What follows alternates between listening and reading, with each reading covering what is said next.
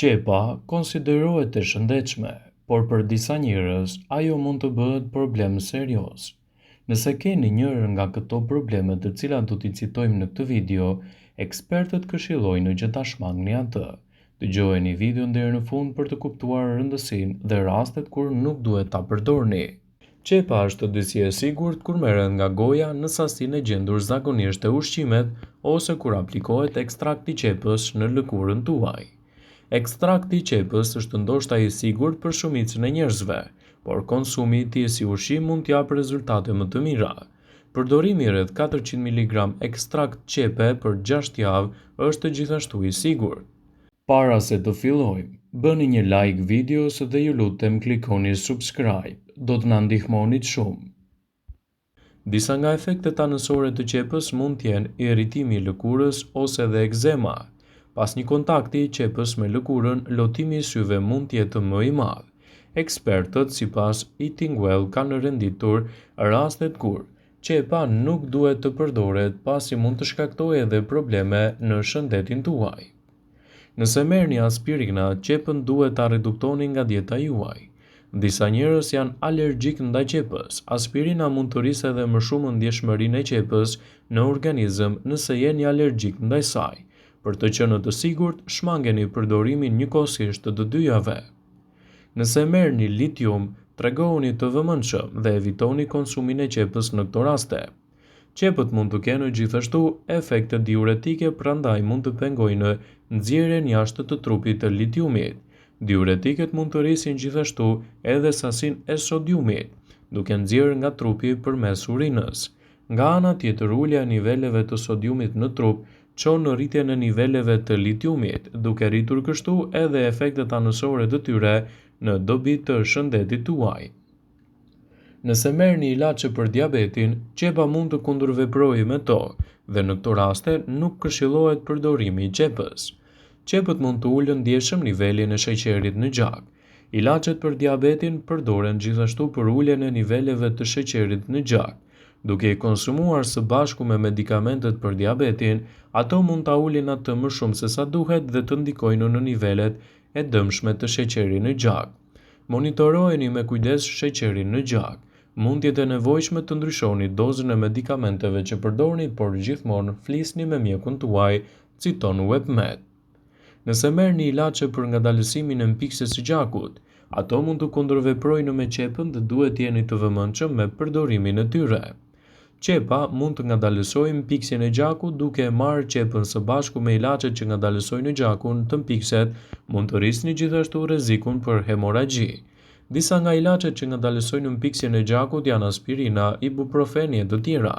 Prandaj në këto raste flisni me mjekun tuaj nëse duhet ta përdorni ose jo qepën në dobi të shëndetit tuaj. Tregohuni të kujdesshëm nëse jeni shtatzan ose keni fëmijë në xhi. Nuk ka mjaftueshëm informacione të besueshme rreth sigurisë së konsumit të qepës si ilaç nëse jeni shtatzan ose ushqeni fëmijën me xhi. Qëndroni në anën e sigurt dhe mos e teproni me përdorimin e konsumit të qepës në këto raste. Nëse keni çrregullime të gjakut, mos e përdorni qepën më shumë se sa duhet. Qepa mund të ngadalësojë mpiksin e gjakut. Qepa mund të rrisë rrezikun e problemeve kur merrni ilaçe. Mos e përdorni ekstraktin e qepës nëse keni çrregullime të gjakderdhjes. Nëse keni alergji ndaj ushqimeve të caktuara, mos e kombinoni ato me qepën.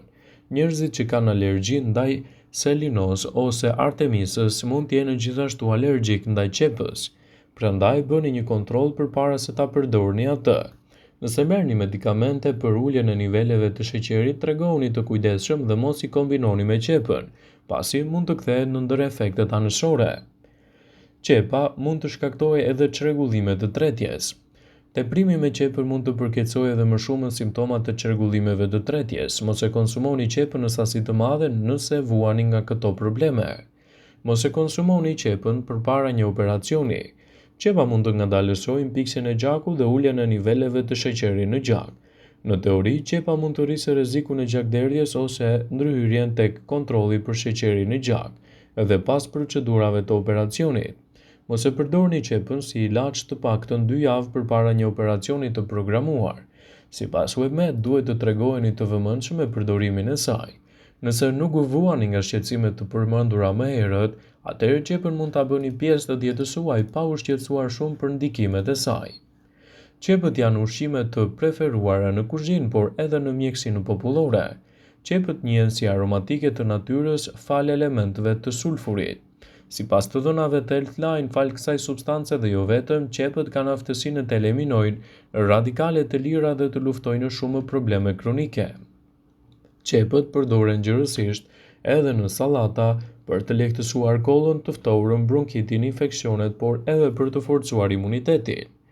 Përveç efekteve anësore, nëse teproni me përdorimin e saj, qepa ka dhe anën e saj pozitive. Ajo është një zgjidhje shumë e mirë kundër bllokimeve të kraharorit. Prini një qep në mes e shtrydhni duke përzier me vaj ulliri ajsa të formohet një pastë e trash. Me të fërkoni kraharorin dhe më pas mbulojeni me një peshqir. Aroma e lëshuar nga qepa do të zhbllokojë kraharorin tuaj nga sekrecionet. Qepa gjithashtu është një zgjidhje shumë e mirë në rast se vuani nga kolla. Qërojeni qepët dhe ndajeni ato në dy pjesë të barabarta. Në secilin gjysmë hidhni një lugë çaji me sheqer kaf, e mbuloni dhe e lini të qëndrojë për disa orë. Më pas ju mund të hani qepën e karamelizuar të paktën 2 herë në ditë. Ajo do të zbusë kollën, lufton inflamacionet dhe pastron gjithashtu organizmin. Qepa është një zgjidhje shumë e mirë kundër pickimeve të insekteve. Qepët përdoren me efikasitet kundër pickimeve të insekteve dhe kundër inflamacionit. Mjafton të përdorni lëngun e freskët të qepës në zonën e pickuar dhe më pas do të lehtësoni irritimet. Qepët janë një zgjidhje shumë e mirë kundër problemeve të vjellave. Shtrydhni lëngun e qepës për të përfituar vlerat e saj. Nga ana tjetër, përgatisni çajin e energjikut. Çdo ditë konsumoni 2 lugë çaj nga lëngu i qepës dhe pas 5 minutash 2 lugë çaj nga lëngu i energjikut. Kjo do të jetë një zgjidhje shumë e mirë edhe në lehtësimin e të vjellave.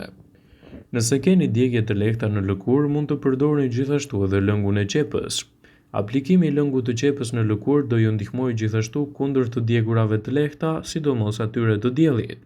Përdorime të tilla të qepës do të garantojë një mbrojtje më të mirë të shëndetit tuaj të lëkurës. Qepa është një zgjidhje shumë e mirë edhe për të lehtësuar kështu problemet tuaja të fytit. Sipas të dhënave të Health Line, lëkurat e qepës mund t'i zjeni dhe lëngun e tyre ta bëni gargar për të qetësuar kështu acarimet në fyt. Qepa është një zgjidhje shumë e mirë edhe për personat që kanë rënje të flokut. Zjeni një qepë dhe ujin e saj mund ta përdorni për të shpërlarë flokun përpara se t'i lani me shampo. Një gjë e tillë do të parandalojë rënjen e flokut, do të eliminojë zbogthin dhe gjithashtu do të ndihmojë në rritjen cilësore të flokut tuaj. Përdorimet të tilla të qepës do të jenë alternativa të mira për shëndetin tuaj. Qepët janë një mburojë shumë e mirë për organizmin nëse dini si t'i përdorni dhe kur duhet t'i përdorni. Qepa mund të jetë gjithashtu një zgjidhje shumë e mirë edhe për një sër komplikacionesh.